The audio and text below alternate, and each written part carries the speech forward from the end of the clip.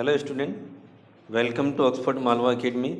आज हम class 12th subject account chapter 7 में डिफरेंस को समझेंगे। ऑथराइज्ड कैपिटल और इशूड कैपिटल में क्या डिफरेंस है, ठीक है।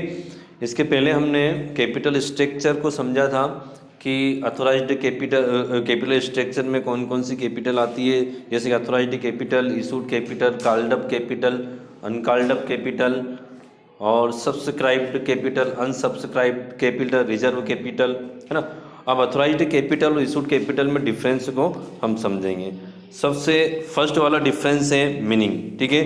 Capital started in the memorandum of association, मतलब ये जो ऑथराइज्ड कैपिटल है और इसको जब कंपनी स्टार्ट होती है उस समय इस कैपिटल को, ऑथराइज्ड कैपिटल को मेमोरेंडम ऑफ एसोसिएशन में लिखा जाता है, ठीक है। It is issue of capital में आप देखना, इशू ऑफ कैपिटल में it is that part of authorised capital which is afford to the public, मतलब ये जो कैपिटल है, इशूड कैपिटल है, ये अथोराइज्ड कैपिटल का क्या है, पार्ट है, अथोराइज्ड कैपिटल का पार्ट कहा जाता है, ठीक है।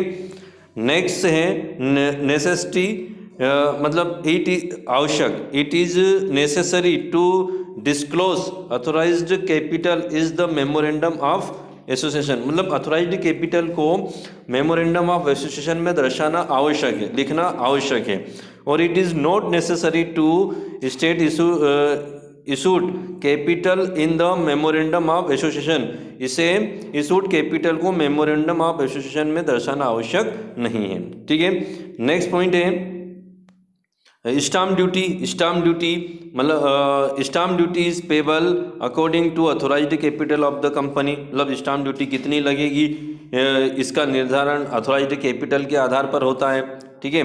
लेकिन स्टाम्प ड्यूटी इशूड कैपिटल के आधार पर डिसाइडेड नहीं होती है, किस पर डिसाइडेड होती है, अथोराइज्ड कैपिटल से डिसाइडेड होती है, ठीक है। नेक्स्ट पॉइंट है रजिस्ट्रेशन चार्ज कितना लगेगा, वो भी किस पर आधारित होता है, अथोराइज्ड कैपिटल पर, जितनी अथोराइज्ड कैपिटल होगी उतना रजिस्ट्रेशन चार्ज होगा, है ना। इसका relation registration charges is note आएगा यहाँ पर, ठीक है। आप यहाँ पर नोट कर सकते हैं, ठीक है। नोट लिखना है वहाँ पर आपको कि registration charges is not dependent on the issued capital, ठीक है। मतलब रजिस्ट्रेशन चार्जेस इशूड कैपिटल पर डिपेंड नहीं है।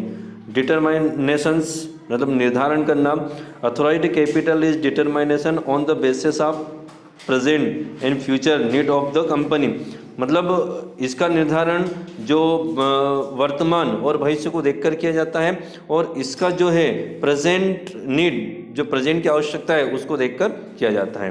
अमाउंट, ठीक है, दिस कैन बी सेम, आप इसमें से जो है कि फर्स्ट वाला पॉइंट, सेकंड वाला पॉइंट, थर्ड वाला, फोर्थ वाला और फिफ्थ वाला पॉइंट लर्न कर लेना, ठीक है।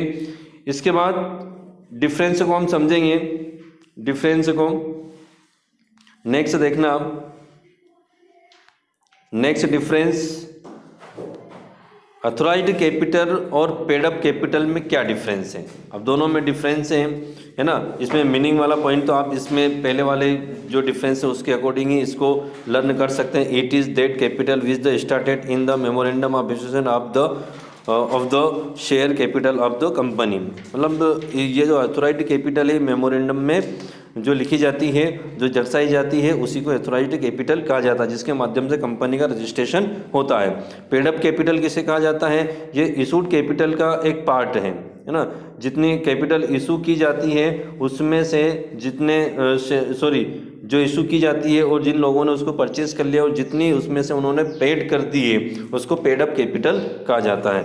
Necessity, it is the necessary state this capital in the memorandum of association of the company, मतलब इसे क्या किया जाता है, मेमोरेंडम ऑफ जो कंपनी का जो मेमोरेंडम होता है उसमें इसको दर्शाया जाता है और इसको शो नहीं किया जाता। It is no show in the memorandum of association of the company, जो कंपनी का मेमोरेंडम होता है उसमें इसको शो नहीं किया जाता है।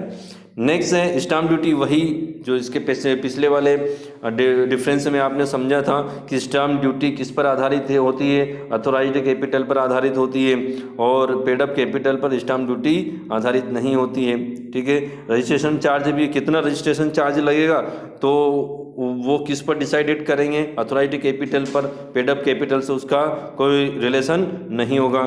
ठीक है, डिटरमाइनेशंस, ठीक है, the authorised capital of the company determine on the base of present और फ्यूचर, वही प्रेजेंट और फ्यूचर को देखकर अथोराइज्ड कैपिटल, और इसको प्रेजेंट नीड जो वर्तमान की स्थिति को देखकर इसको निर्धारित की जाती है। ठीक है, तो इस प्रकार से आप ये 5 पॉइंट लर्न कर लेना इसमें।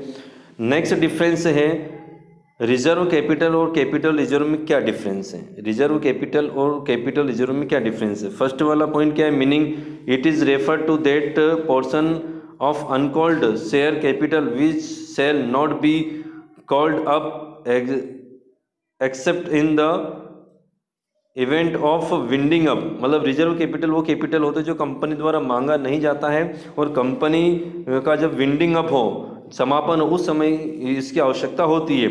और कैपिटल रिजर्व वो रिजर्व होता है जो कैपिटल प्रॉफिट में से उसको काट कर कैपिटल रिजर्व बनाया जाता है।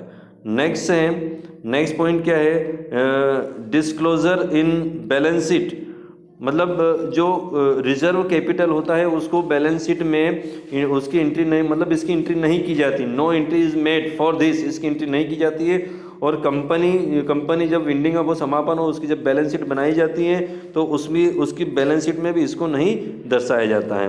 और जबकि इसको इन शो अंडर द हेड, मतलब रिजर्व और सरप्लस का जो हेड है उसके अंदर इसको शो किया जाता है लायबिलिटी साइड बैलेंस शीट के। ठीक है, time when it can be used, ये जो रिजर्व है ये विंडिंग अप पर यूज़ किया जाता है। कंपनी का जो विंडिंग अप है, जो समापन होता है तब यूज़ किया जाता है। और इसको company life time of the company, मतलब कंपनी का जो जीवन काल है उसमें इसको यूज़ किया जा सकता है। ठीक है, नेक्स्ट पॉइंट क्या है, स्पेसिफिक रिजोल्यूशन। स्पेशल रिजोल्यूशन, मतलब इसके लिए जो है कि रिजर्व कैपिटल के लिए एक स्पेशल विशेष प्रस्ताव द्वारा इसका निर्धारण होता है। ठीक है, और कैपिटल रिजर्व के लिए कोई विशेष प्रस्ताव की आवश्यकता नहीं होती है, नो स्पेशल रिजोल्यूशंस। ठीक है, तो इस प्रकार से ये आपको तीनों डिफरेंस लर्न करना है। ओके।